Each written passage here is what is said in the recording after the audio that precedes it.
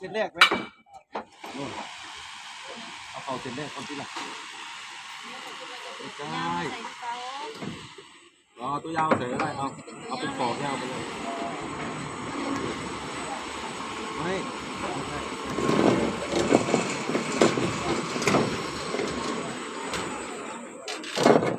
ต้องอยู่ด้านในถูกไหมนี่เนาะเข้าใจเนาะฮะไม่เข้าใจเว้ยเนาะแกนี่ก็บอกเข้าใจเว้ย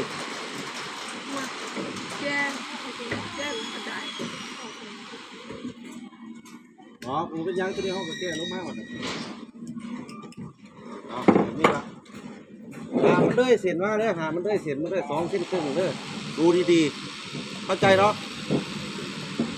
ตามนั้นเลยโอเค